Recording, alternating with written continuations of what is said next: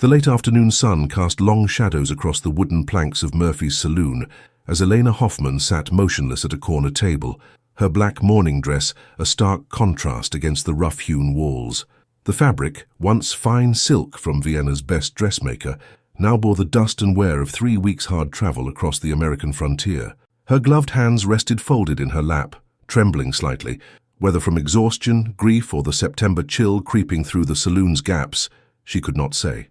Patrick O'Malley wiped down a glass behind the bar, his weathered Irish face creased with concern, as he watched the Austrian woman who had arrived with the broken-down stagecoach that morning. She hadn't spoken more than a dozen words since the driver had helped her inside, and those had been delivered in accented English so soft he'd had to lean close to hear them. "Ma'am," Patrick called gently, setting down his towel, "you've been sitting there nigh on 6 hours now. Won't you take some supper? Got fresh beef stew, and Mary Beth, she's the cook's helper. She makes a fine cornbread." Eleanor's pale blue eyes lifted to meet his, hollow with a grief that went deeper than the loss etched in every line of her 32-year-old face. "Danke, thank you." "No," she whispered, her voice carrying the musical cadence of her homeland. I cannot." The words died in her throat, and she turned her gaze back to the untouched glass of water Patrick had placed before her hours earlier. The condensation had long since evaporated in the dry desert air, leaving only a faint ring on the scarred wooden table. From behind the kitchen door came the sounds of preparation, the rhythmic chop of a knife, the sizzle of something in a pan. Joseph Running Bear worked methodically, his calloused hands moving with practiced efficiency as he prepared the evening meal. At 28, he stood tall and lean, his black hair kept neat and short in deference to the white world he navigated daily. The blue cotton shirt and dark trousers he wore marked him as different from the traditional Apache clothing of his youth, just as the mission school education that had taken him from his people at age 12 had marked his speech with careful English pronunciation. Through the service window, Joseph observed the woman in black. He had seen grief before, in his mother's eyes when the soldiers came, in the faces of the children at the mission when they were forbidden to speak their native tongue, in his own reflection during those first months of captivity, disguised as education. But this woman's sorrow held a quality he recognized from his own displacement, the particular ache of being far from home, with no way back. "She still ain't eaten?"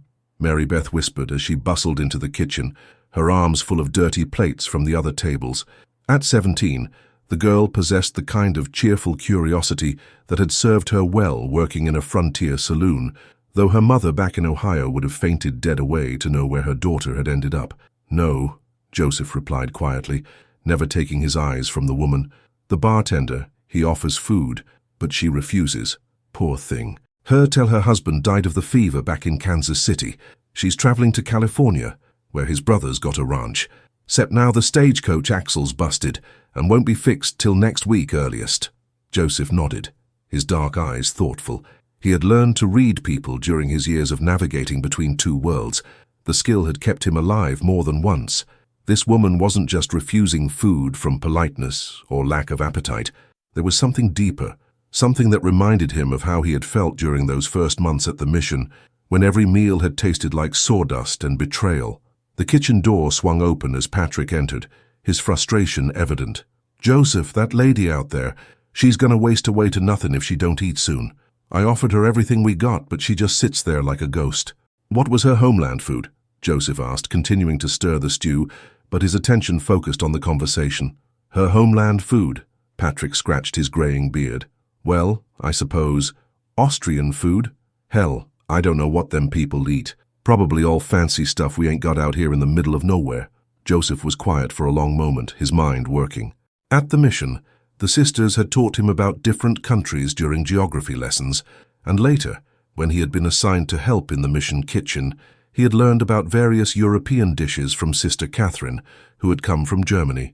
Austria was close to Germany, wasn't it? Similar foods, perhaps? "The apples," Joseph said suddenly. "The barrel that came in yesterday from the orchard near Tucson. Are they still good?" Mary Beth nodded. "Fresh as anything." "Why?" But Joseph was already moving, pulling ingredients from the pantry with a purpose that hadn't been there moments before. Flour, butter, sugar, precious commodities in this frontier town, but Murphy's saloon did better business than most and could afford such luxuries. His hands worked from memory, not of his Apache heritage, but from those long afternoons in the mission kitchen when Sister Catherine had shown him how to make what she called Apfelstrudel, a delicate pastry filled with apples and spices that she claimed was beloved throughout Austria and Germany. "What you makin'?" Patrick asked, watching as Joseph began to work the dough with an expertise that seemed at odds with his frontier surroundings. "Something that might taste like home," Joseph replied simply. The dough stretched thin under his patient hands, translucent enough that he could see through it to the wooden counter beneath. He remembered Sister Catherine's words. "The dough, it must be like paper, Joseph, so thin you can read through it but strong enough to hold the sweet filling." The irony wasn't lost on him. An Apache man trained by German nuns, preparing Austrian food for a grieving widow in the American West. As he worked, the scent of cinnamon and butter began to fill the kitchen.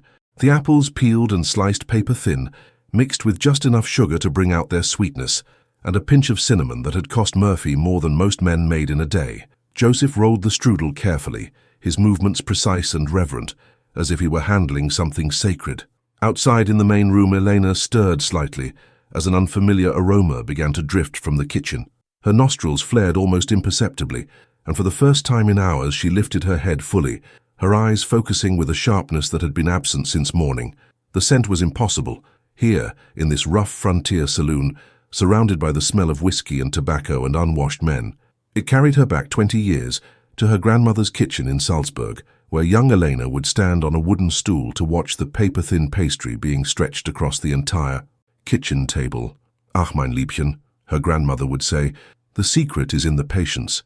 You cannot rush the strudel, or it will tear and all is lost." Eleanor's eyes filled with tears, the first she had been able to shed since the telegram had arrived, telling her of Friedrich's death. The smell grew stronger, more authentic, carrying with it not just the memory of food, but of love, of belonging, of a time when the world made sense, and she knew her place in it. The kitchen door opened, and to her amazement, a tall Apache man emerged carrying a plate. His movements were careful, respectful, as he approached her table. The other patrons, mostly cowboys and a few traveling merchants, watched with the casual interest of men accustomed to seeing the unexpected in frontier towns. "Ma'am," Joseph said quietly, his English carefully modulated to be as non-threatening as possible, "I thought you might— This is Apfelstrudel. From Austria, yes?" Eleanor stared up at him, her blue eyes wide with disbelief. The pastry on the plate before her was golden brown and flaky, dusted with just a hint of powdered sugar that must have cost a fortune to obtain in this remote place. Steam rose gently from where he had cut into it, revealing layers of tender apples that glistened with butter and cinnamon. "How do you—" she began, then stopped, her voice catching. "How do you know of Apfelstrudel?" Joseph remained standing, not presuming to sit without invitation. "The mission sisters, they taught me many things. Sister Catherine, she was from Bavaria. She said the Austrian ladies, they make the finest apple pastry in all the world." For a moment the saloon seemed to hold its breath. Even the usual sounds of conversation and clinking glasses had quieted, as if the entire room sensed the significance of this moment. Eleanor reached out with trembling fingers and broke off a small piece of the pastry. The first taste brought a sob from deep in her chest, not just from the familiar flavors, but from the unexpected kindness, the impossible bridge this stranger had built between her grief and her memories of joy.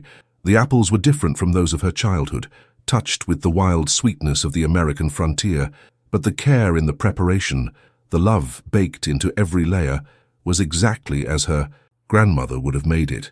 It is perfect," she whispered, tears streaming down her face as she took another bite. "Wie meine Großmutter, like my grandmother made." Joseph nodded once, a small smile touching his lips. Sister Catherine, she would be pleased to know her teaching helped bring comfort to one so far from home. As Eleanor continued to eat, slowly, carefully, but with growing appetite, Joseph returned to the kitchen, leaving her to her memories and her tears. Patrick watched from behind the bar, shaking his head in wonder. "I'll be damned," he muttered to himself. "Who'd have thought an Apache could cook like a fancy European chef?" But Eleanor, savoring each bite of the impossible pastry, understood something the Irish bartender could not. Displacement created its own strange brotherhood, and sometimes the most profound acts of kindness came from those who knew firsthand what it meant to be lost and searching for home. The next morning brought with it a crisp desert dawn that painted the sky in shades of rose and gold. Elena woke in the small room above the saloon that Patrick had offered her, a gesture of kindness that had surprised her. Though she was learning that frontier hospitality operated by different rules than the rigid social protocols of her former life in Kansas City. She dressed carefully in the same black morning dress, her only other clothing being travel-stained and inappropriate for public appearance. The face that looked back at her from the cracked mirror showed the first hints of color she had possessed in weeks. The strudel had not only fed her body, but had somehow awakened her from the numb trance that had carried her through the worst of her grief. Downstairs, the saloon wore the quiet stillness of early morning. Patrick was already behind the bar, preparing for the day ahead, while a few early customers nursed coffee and spoke in low tones about cattle prices and the weather. The smell of bacon and eggs drifted from the kitchen, making Eleanor's stomach respond with what she recognized with some surprise as actual hunger. "Good morning, Mrs. Hoffman," Patrick called softly as she descended the stairs. "Sleep well?" "Better than I have in many days, thank you," Elena replied, settling at the same corner table she had occupied the previous evening. The wood still bore the faint ring from her water glass, a small reminder of yesterday's despair. "Coffee? And perhaps some breakfast? Joseph's made fresh biscuits this morning." Eleanor nodded, realizing that the simple act of accepting food felt like a small victory. "Coffee would be wonderful. And yes, I think I could manage some breakfast." Patrick's weathered face broke into a genuine smile. "I'll tell Joseph. He'll be right pleased to hear it." As if summoned by the mention of his name, Joseph emerged from the kitchen carrying a tray. He moved with the same quiet grace Elena remembered from the previous evening, his presence somehow both humble and dignified. This morning, she noticed details she had been too distraught to observe before. The careful way he held himself, the intelligence in his dark eyes, the small scar along his jaw that spoke of some past hardship. "Good morning, ma'am," he said, setting down a cup of coffee that steamed invitingly in the cool morning air. "I hope you rested well." "Thank you, yes. And thank you again for last night." The strudel was... She paused, searching for words that could encompass what his gesture had meant. It was like receiving a letter from home. Joseph's expression softened almost imperceptibly. "I understand something of being far from home." There was a weight to those words that made Elena look at him more closely. She had grown up in a world where servants were largely invisible, where one didn't engage in personal conversation with those who prepared the food or cleaned the rooms. But here, in this frontier outpost where survival often depended on recognizing the humanity in unexpected places, the old rules seemed not just inappropriate, but dangerous. "You mentioned mission sisters," she said carefully, testing the waters of conversation. "You were educated at a mission?"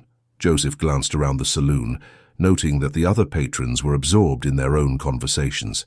Patrick was busy with inventory behind the bar, giving them a semblance of privacy. "From age 12 to 21, he replied, his voice measured. "Sacred Heart Mission near Santa Fe. The sisters believed that education could civilize us." The careful way he said civilize told Elena volumes about the complexity of that experience. She had heard enough conversations in Kansas City drawing rooms to understand the prevailing attitudes about Indians and the mission schools designed to kill the Indian, save the man, as she had heard one politician phrase it. "And your family?" she asked quietly.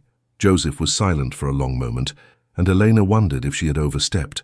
But then he spoke, his voice barely above a whisper. "My mother died in the winter of 1858. Consumption.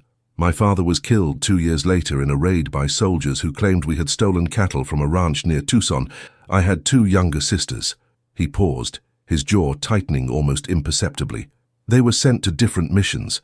I have not seen them since." Eleanor felt her heart constrict. Her own loss, devastating as it was, had been the natural order of things. Illness taking a husband in middle age. But this man had lost everything to violence, and a system designed to erase his very identity. "I am so sorry," she said, and meant it with a depth that surprised her. "It was long ago," Joseph replied, though his eyes suggested the wounds were still fresh. "What of your family? Besides your husband, I mean." Elena wrapped her hands around the warm coffee cup, grateful for its comfort. "My parents died when I was 19. Influenza took them both within a week of each other. I had no siblings. Friedrich he was everything. We met when he came to Austria on business. He dealt in grain imports. He convinced me to marry him and come to America." Her voice caught slightly. "He said we would build something wonderful together. a new life in a new land. And now you travel to California, to his brother's ranch, yes, Heinrich. Henry, he calls himself now. He wrote that there would always be a place for me there, but She paused, staring into the dark surface of her coffee. I do not know what place that would be. Friedrich and I, we had no children. What am I to Heinrich but another mouth to feed? Joseph considered this as he refilled her cup from the pot he'd brought. Perhaps you sell yourself short. Frontier life, it has use for many skills. Can you read and write well? In German, English and French, yes. Friedrich insisted I learn English thoroughly before we married. Then you have value beyond what you know. This territory, it grows every day. New settlements, new businesses, people who can read and write and speak multiple languages. Such people are rare and needed. Elena looked at him with surprise. In Kansas City, her accomplishments had been seen as pleasant decorations for a well-bred wife, charming but not particularly useful. The idea that they might represent actual value in practical terms was foreign to her. You speak as one who has given this much thought. Joseph's smile was rueful. I have learned that survival often depends on understanding what one can offer that others cannot.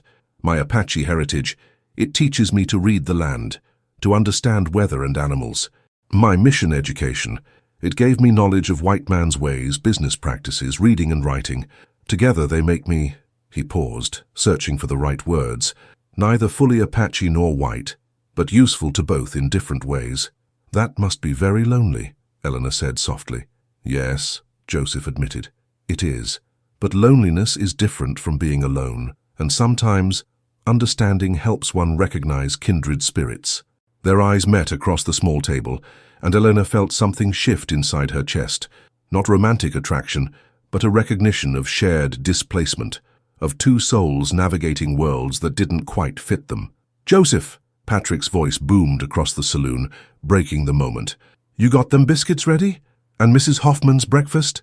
Coming right away, Joseph called back, rising from his crouch beside her table. But before he left, he said quietly, Mrs.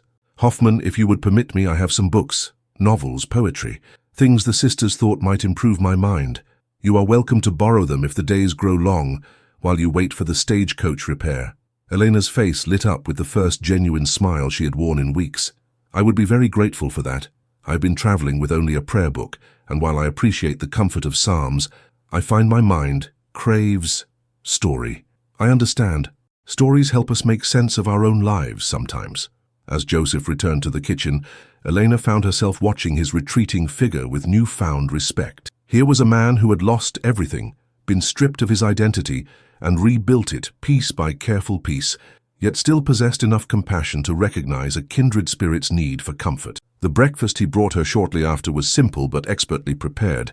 Eggs cooked precisely as she preferred them, bacon crisp but not burnt, and biscuits so light and flaky they might have graced the table of any fine hotel. But more than the food itself, it was the care evident in its preparation that warmed her. Joseph, she called softly, as he was about to return to the kitchen. Yes, ma'am? Would it be appropriate for me to assist in some way? I find myself with nothing but time, and I dislike feeling useless. Patrick looked up from behind the bar, his eyebrows raised in surprise. Ladies, especially ladies of Elena's obvious breeding, didn't typically offer to work in frontier saloons, but Joseph nodded thoughtfully. Mary Beth could use help with the washing up, and if you truly can write in 3 languages, Murphy, he owns this place. He has been looking for someone to help with correspondence. His business has grown, but his letters, he smiled diplomatically, they could benefit from someone with your education. I would be honored to help. As Eleanor settled into her breakfast, she felt something she hadn't experienced since Friedrich's death, purpose. The future remained uncertain. The journey to California still loomed ahead, but for the first time in weeks she could imagine a tomorrow that held more than just endurance. Around her, the saloon began to fill with the day's regular customers. Cowboys stopping for a meal before heading out to the range, merchants passing through on business, the occasional traveler like herself waiting for transportation or supplies. The conversations flowed around her in English, Spanish, and occasionally other languages she couldn't identify, a testament to the diverse population drawn to this remote outpost by necessity, opportunity, or circumstance. It occurred to Eleanor that perhaps this was what America was meant to be, not the rigid social hierarchies she had known in Kansas City, but this fluid mixing of peoples and cultures, where an Austrian widow could find understanding from an Apache cook, and where survival mattered more than bloodlines. The thought both excited and frightened her. Change had never come easily to Elena Hoffman, but then again, nothing about her current situation could be described as easy. Perhaps it was time to stop resisting the current and learn to swim in these unfamiliar waters. 3 days had passed since Elena's arrival, and she had settled into a routine that felt surprisingly natural. Each morning, she helped Mary Beth with the washing up, her soft hands growing accustomed to the rough work of scrubbing pots and wiping down tables. In the afternoons, she worked on Murphy's correspondence, translating business letters and crafting responses that transformed his crude English into polished prose that impressed his suppliers and customers alike. But it was the quiet conversations with Joseph during the slower parts of the day that had become the unexpected highlight of her time at the saloon. He had brought her several books as promised, a volume of Wordsworth's poetry, a well-worn copy of David Copperfield, and surprisingly, a German translation of American frontier tales that one of the mission sisters had somehow acquired. "You have excellent taste in literature," Elena observed that Thursday afternoon, sitting at her usual corner table with the Dickens novel open before her. The late autumn sunlight streamed through the dusty windows, casting golden rectangles across the wooden floor.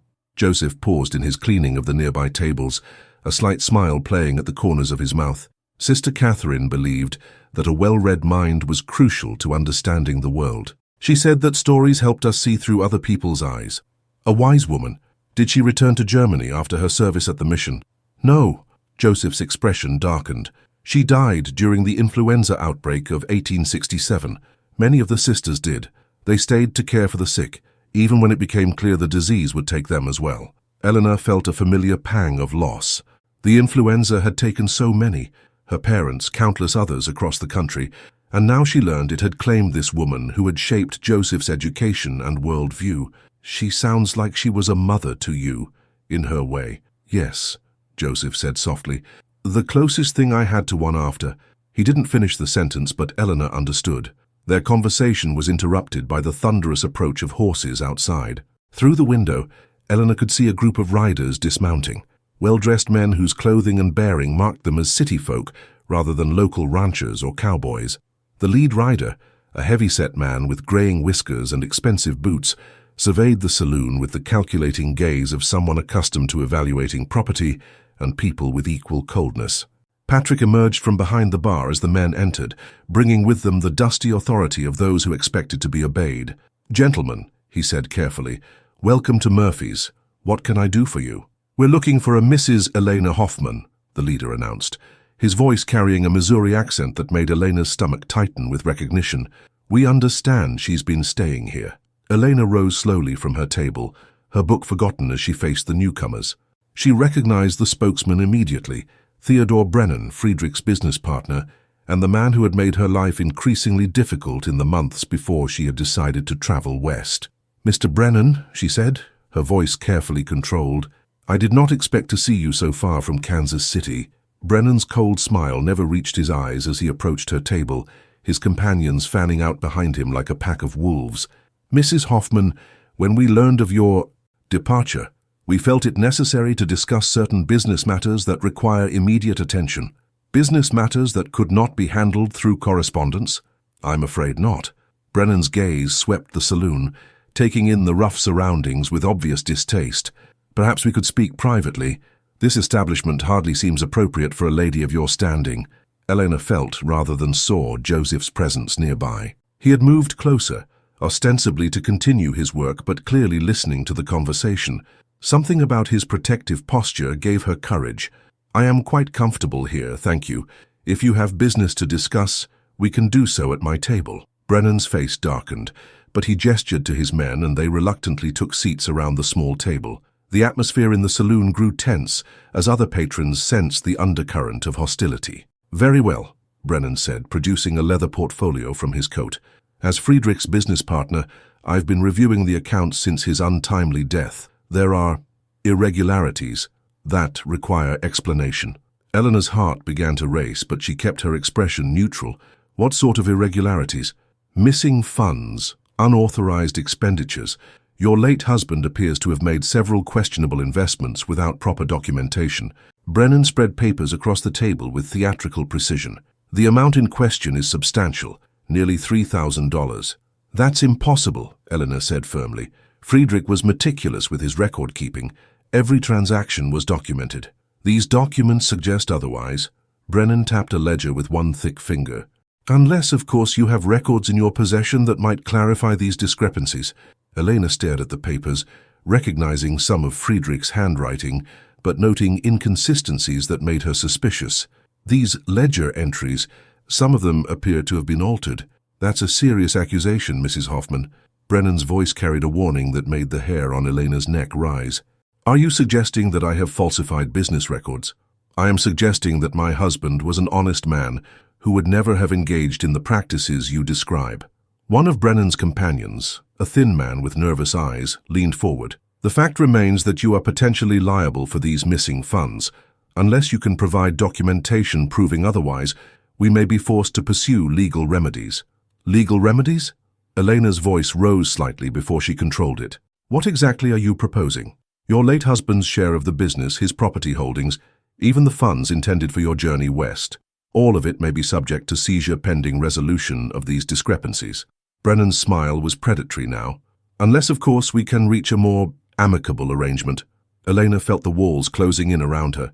She had no lawyer, no male relative to advocate on her behalf, and limited funds to fight a legal battle.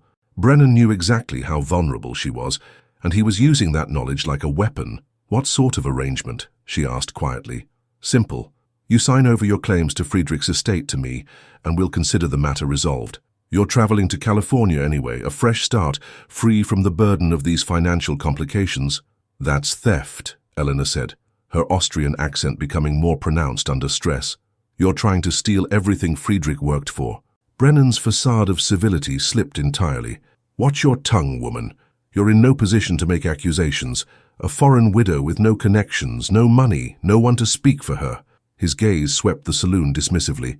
Reduced to working in a frontier saloon like a common serving girl. The words hit their mark, but they also kindled something fierce in Elena's chest. She had endured weeks of grief and displacement, had found strength she didn't know she possessed, and discovered friendship in the most unlikely places. She would not be bullied by this man, regardless of the consequences. I will not sign away Friedrich's legacy based on forged documents and threats, she said, rising from her chair with dignity that would have done credit to any European court. If you wish to pursue legal action, then do so. But you will not intimidate me into surrender. Brennan's face flushed red with anger. You'll regret this decision, Mrs. Hoffman. A woman alone in this territory. Accidents happen. People disappear. No one asks too many questions about foreigners who cause trouble. The threat hung in the air like smoke from a gun barrel. Around the saloon, conversation had stopped entirely, as everyone absorbed the implications of what they had just heard. I think, said a quiet voice from behind Brennan, that you gentlemen have said enough. Joseph had approached the table with the silent grace that marked his Apache heritage, but there was nothing subservient in his bearing now. He stood tall and still, his dark eyes fixed on Brennan with an intensity that made the older man shift uncomfortably in his chair. This doesn't concern you, Indian, Brennan snarled, his hand moving instinctively toward the gun at his hip. Any threat made in this establishment concerns me, Joseph replied calmly, and Mrs. Hoffman is under Murphy's protection while she stays here. Murphy's protection? Brennan laughed harshly.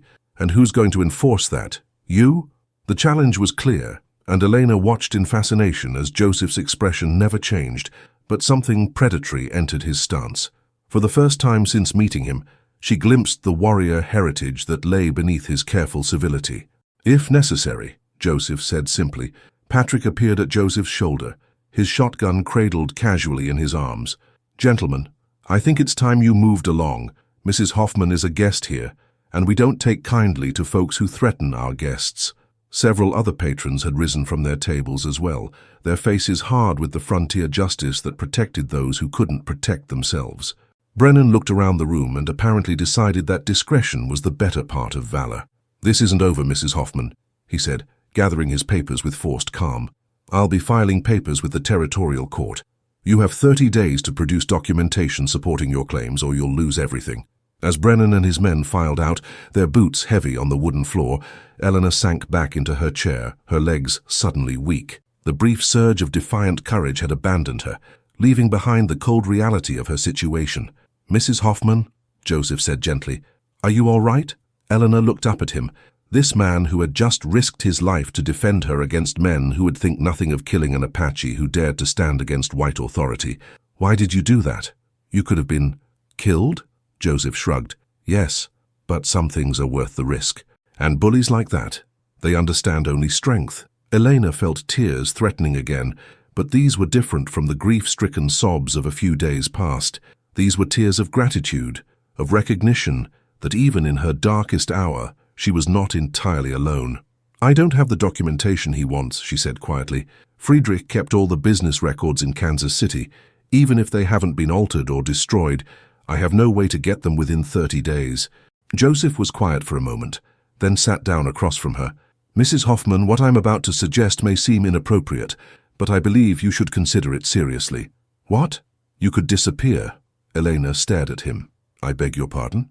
"This territory is vast, and there are places a person could go where men like Brennan would never find them. New identities, new lives. It's not uncommon on the frontier. You're suggesting I become a fugitive. I'm suggesting you become free," Joseph said quietly. "What is the alternative? Fight a legal battle you cannot win, lose everything anyway, and spend the rest of your life looking over your shoulder. Or disappear now while you still have some resources, and build something new where no one knows your history." Eleanor considered this radical proposition. Everything in her upbringing rebelled against the idea of running away, of abandoning her legal claims, and starting over under false pretenses. But everything in her recent experience suggested that conventional approaches to her problems were likely to fail. "And where would I go?" Joseph leaned forward, his voice dropping to barely above a whisper. "I know places. Communities where questions aren't asked, where people help each other survive rather than judge each other's pasts. It would be a hard life, but it would be yours." As Eleanor contemplated this impossible choice, she realized that her comfortable assumptions about law, justice, and social order had been as thoroughly destroyed as everything else in her previous life. Perhaps it was time to embrace the frontier's most basic rule. Survival trumped propriety, and sometimes the only way to win was to refuse to play by the other side's rules.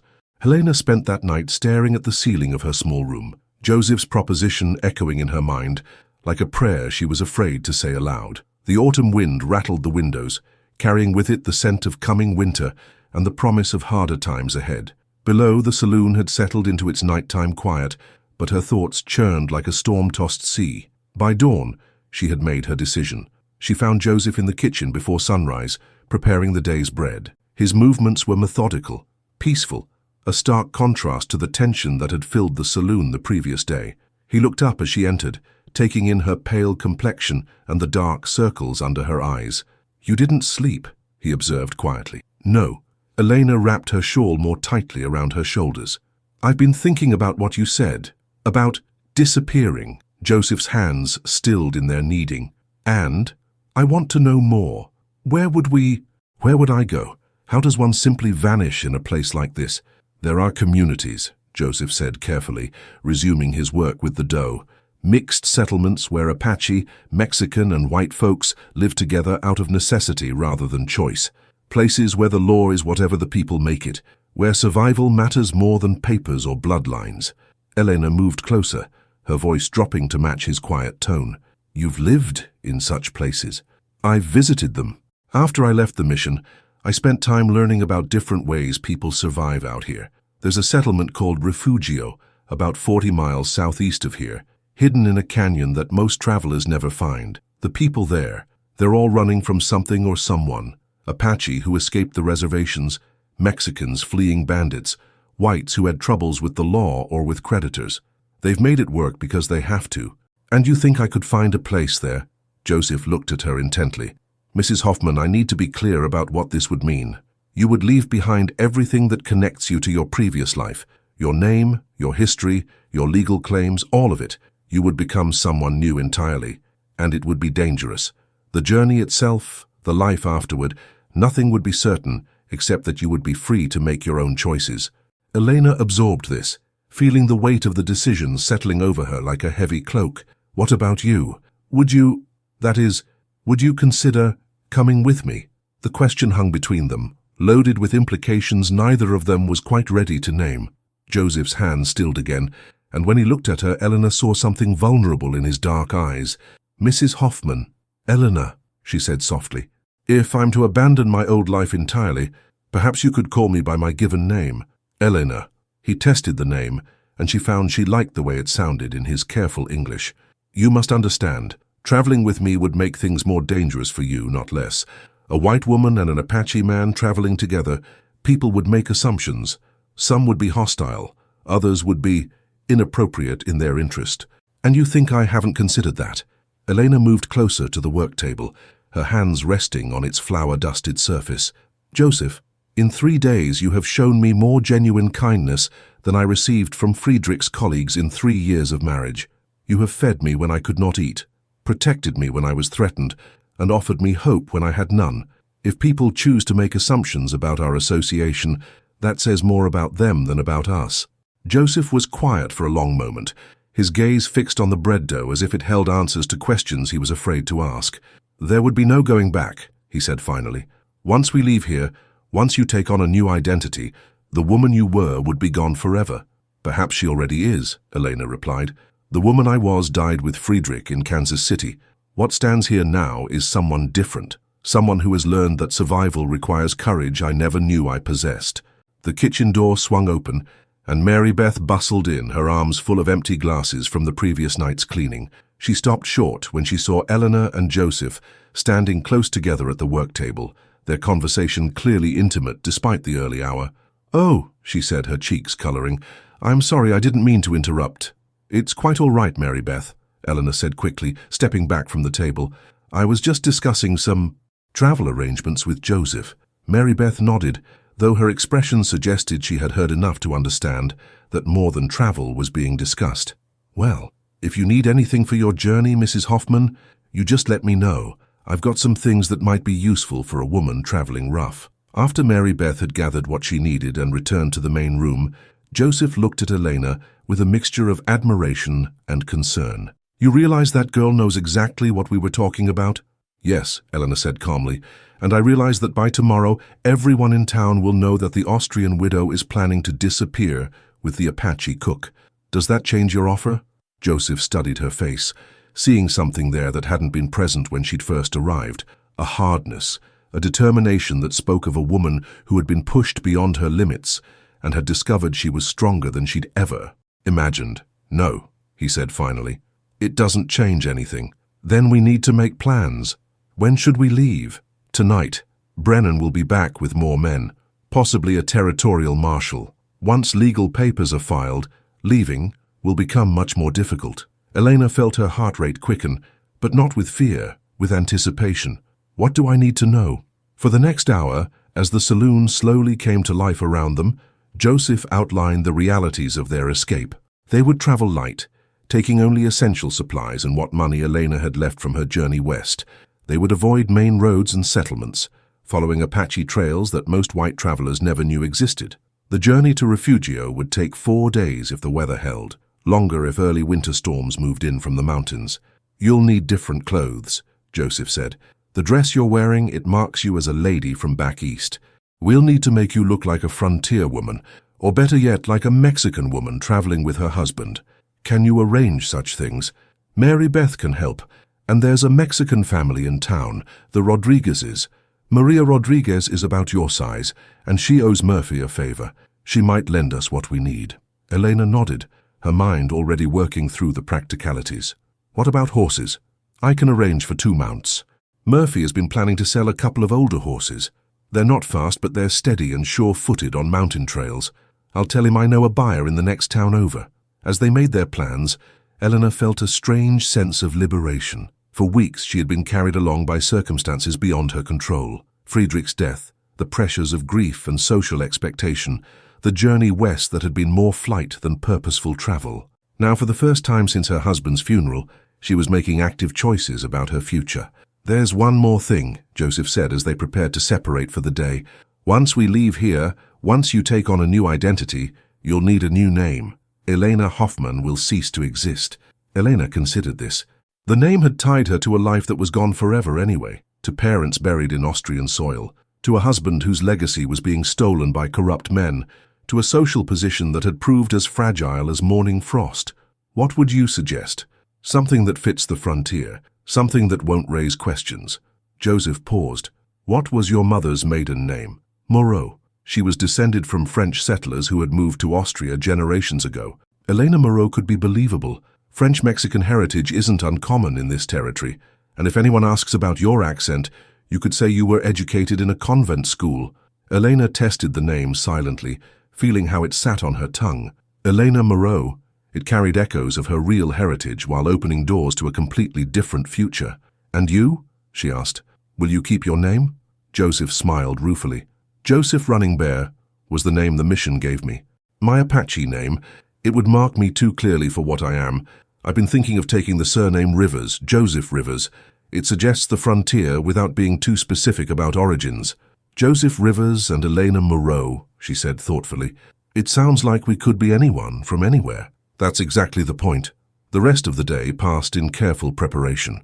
Eleanor helped Mary Beth gather suitable traveling clothes from Maria Rodriguez, who asked no questions, but whose knowing eyes suggested she understood more than she said. Joseph made arrangements for horses and supplies, his explanations to Murphy and Patrick carefully crafted to suggest a routine business trip rather than a permanent departure. As evening approached, Eleanor found herself experiencing an odd mixture of excitement and melancholy. This place, these people, they had welcomed her in her darkest hour and helped her find strength she hadn't known she possessed. Leaving felt like abandoning the first real friendships she had formed since Friedrich's death. You'll be missed, Patrick said quietly as she helped him close up the bar that evening. Not just for your help with the correspondence, but for bringing some class to this old place. Thank you, Patrick, for everything. For giving me shelter, for defending me against those men yesterday, for treating me with kindness when I had no claim on it. Patrick waved away her thanks with typical Irish gruffness, but his eyes were soft. You take care of yourself out there, lass, and take care of Joseph too. He's a good man, but he's been alone too long. Could use someone who sees past what he is to who he is. Eleanor nodded, touched by the older man's perception. I think we'll take care of each other. As midnight approached, Eleanor sat in her small room for the last time, packing the few belongings she would take with her. The books Joseph had lent her, a few pieces of jewelry that might be traded for necessities, the small amount of money she had left, and the traveling clothes that would transform her from a grieving Austrian widow into someone entirely new. At the bottom of her bag, wrapped carefully in one of Friedrich's handkerchiefs, lay the only photograph she possessed of her late husband, a formal portrait taken shortly after their marriage. For a moment, she held it in the lamplight, studying the face of the man who had brought her to America and whose death had set her on this impossible journey. Forgive me, mein Liebchen, she whispered in German, but I think this is what you would want, for me to live, to be free, to find happiness wherever I can. She wrapped the photograph again and placed it carefully in her bag. Some connections were too precious to abandon entirely, even in the name of survival. A soft knock at her door signaled that it was time. Joseph waited in the hallway, dressed in dark traveling clothes and carrying saddlebags that contained their supplies. His expression was serious but determined, and Elena found strength in his calm confidence. Are you ready? He asked quietly. Elena took one last look around the small room that had sheltered her during the worst crisis of her life, then picked up her bag and stepped into the hallway. I'm ready, she said, and meant it with every fiber of her being. Together, they descended the back stairs and slipped out into the desert night, leaving behind the life of Elena Hoffman and stepping forward into the uncertain promise of whatever lay ahead for Elena Moreau and Joseph Rivers. The journey to Refugio took 5 days instead of 4, slowed by an early winter storm that swept down from the mountains with a fury that reminded Elena why the frontier demanded respect above all else. They had taken shelter in a shallow cave on the 3rd night, huddled together for warmth as snow swirled outside their makeshift refuge. Are you regretting your decision? Joseph asked quietly as they shared the last of their coffee, the bitter liquid providing more psychological comfort than actual warmth. Elena considered the question seriously. Her body ached from unaccustomed hours in the saddle, her hands were cracked from cold and wind, and she was wearing clothes that would have scandalized every woman of her acquaintance in Kansas City. Yet underneath the physical discomfort, she felt something she had almost forgotten existed, genuine contentment.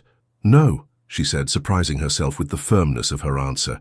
"I feel more myself than I have perhaps since I was young enough to believe the world held infinite possibilities." Joseph smiled at that, the expression transforming his weathered features. "My grandmother used to say that sometimes we must lose everything we think we are to discover who we actually are. Your grandmother was a wise woman." "She was. She died before the soldiers came, before the missions. Sometimes I think that was a blessing. She never had to see what became of our people." They had talked much during the long hours on horseback, sharing stories of their respective childhoods, their losses, their dreams for whatever future they might build together.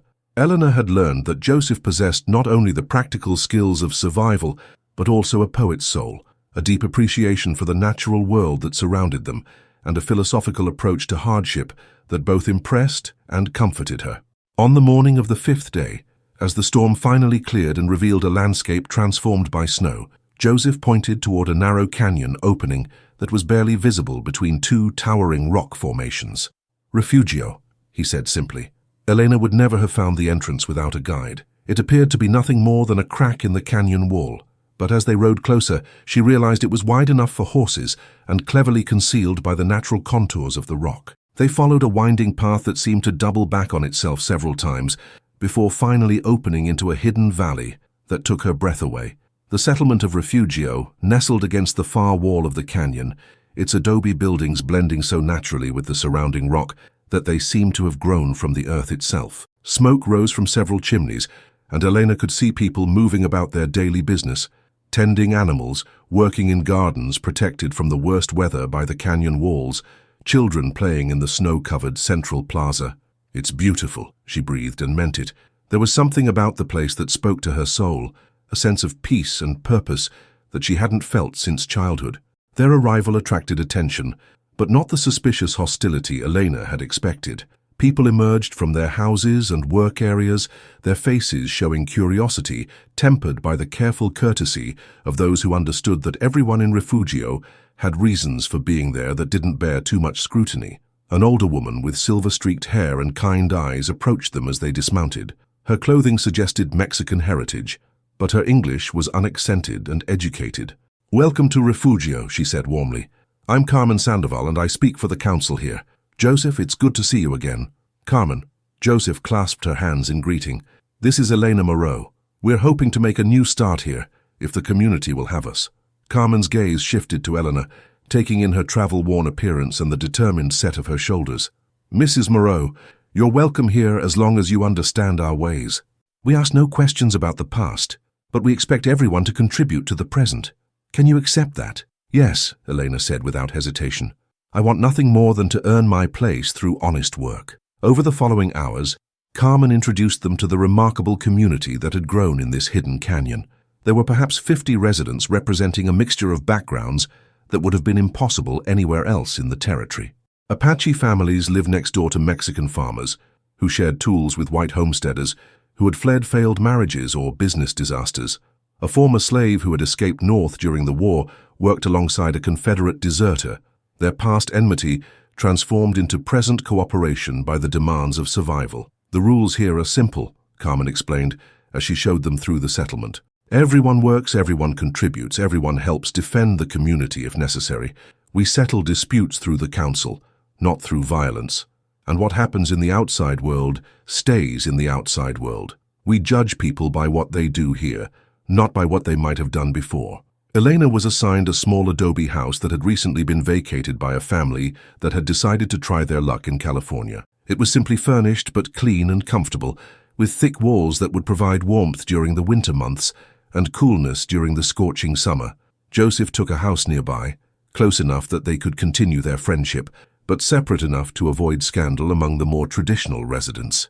Though Eleanor noticed with amusement that several of the community's couples seemed to have arrangements that bore little resemblance to conventional marriage, suggesting that Refugio's residents were pragmatic about matters of the heart as well as survival. In the days that followed, Elena threw herself into the work of establishing a new life with an energy that surprised her. She discovered that her education made her valuable in ways she had never imagined. She helped Carmen with the community's record-keeping, taught reading and writing to both children and adults who had never had the opportunity to learn, and even began organizing a small library with books donated by various residents. Joseph found his place as well, his combination of Apache wisdom and mission education making him invaluable as both a scout and a mediator. He taught the children traditional skills of tracking and survival, helped resolve disputes with the patient diplomacy he had learned navigating between two worlds, and worked with the other men to improve the community's defenses against both human and natural threats. But it was in the evenings, when the day's work was done and they sat together sharing meals and conversation, that Elena felt most content. Sometimes they were joined by other residents, creating impromptu gatherings that reminded her of the warm community life she had known in her Austrian childhood. Other times they were alone, reading together by lamplight or simply talking about their hopes for the future they were building together. 3 weeks after their arrival, a supply wagon arrived with news from the outside world. Brennan had indeed filed legal papers claiming Elena's inheritance, but without her to contest them, the case had stalled in territorial court. More interesting was the report that Murphy's saloon had suffered a mysterious fire shortly after Elena's disappearance, destroying several buildings including the one that had housed the rooms above the bar. Patrick and Mary Beth got out safely, the wagon driver reported, but they say it started real sudden-like, right around the time some fancy gentlemen from back east were asking too many questions about a missing widow woman. Elena and Joseph exchanged glances, both understanding the implications. Brennan's frustration at losing his quarry had likely led to violence that had endangered innocent people. The knowledge strengthened Elena's conviction that they had made the right choice in disappearing. Winter settled over the canyon with surprising gentleness, the high walls providing protection from the worst storms, while the community's carefully managed resources ensured that no one went hungry or cold. Elena found herself adapting to the rhythms of frontier life with an ease that would have astonished her former self. She learned to cook with local ingredients, to mend clothes with materials salvaged from worn-out garments, to find entertainment in simple pleasures like shared meals and evening conversations. But perhaps most importantly, she learned to see herself not as a widow defined by loss, but as a woman capable of building something new from the ruins of her previous life. On Christmas Eve, the community gathered in the central plaza for a celebration that blended traditions from all their various backgrounds. There were Mexican posadas and Apache blessing songs, German carols that Elena contributed from her childhood, and American folk songs that spoke of hope and perseverance. As snow fell gently in the firelight and voices rose in harmony despite their different languages and origins, Elena felt a peace she had thought was lost to her forever. "Happy?" Joseph asked quietly as they walked back to their respective houses after the celebration. "Yes," Elena replied, and realized it was completely true. "For the first time in longer than I can remember, I am genuinely happy." Joseph stopped walking and turned to face her, his expression serious in the moonlight that reflected off the snow-covered ground. "Elena, there's something I need to tell you." Her heart skipped slightly, recognizing the tone of someone preparing to make a confession or declaration. "What is it?" "When I suggested we come here, when I offered to help you disappear, it wasn't entirely selfless. I had been thinking about leaving the saloon anyway, about finding somewhere I could belong completely, instead of always existing between worlds. But I couldn't bring myself to take that step alone." He paused, his breath visible in the cold air. "Ao gave me the courage to finally come home." Elena felt tears prick her eyes, but they were tears of joy rather than sorrow. "Then we saved each other." "Yes," Joseph said softly. "I believe we did." They stood there in the peaceful canyon, two people who had lost everything and found it again in the most unlikely place, surrounded by a community of others who had learned that sometimes the family you choose is stronger than the one you're born into.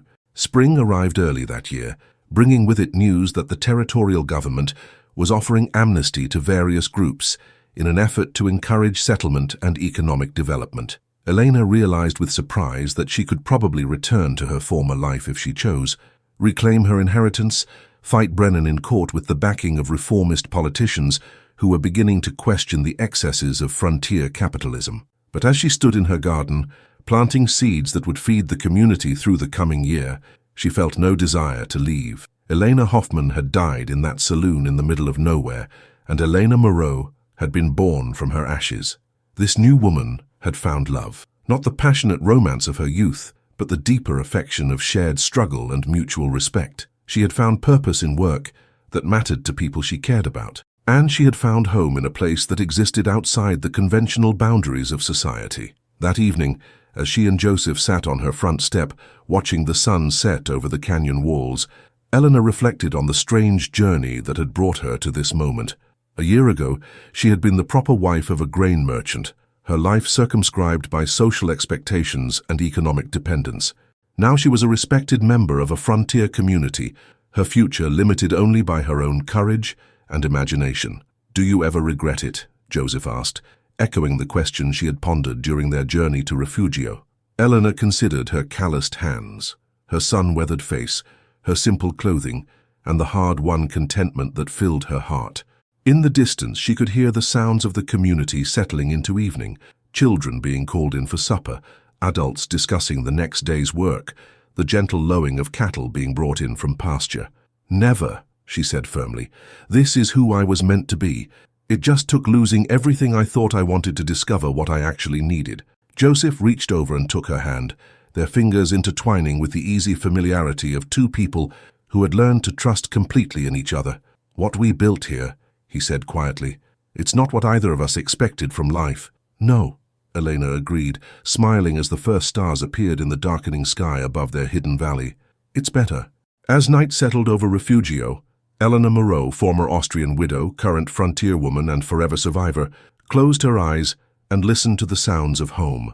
Somewhere in Kansas City, Theodore Brennan was probably still searching for the inheritance he would never find. Somewhere in California, Heinrich Hoffmann was perhaps wondering what had become of his brother's widow. But here in this canyon, surrounded by people who had chosen to see her as family, Eleanor had found something more valuable than money or conventional respectability. She had found herself.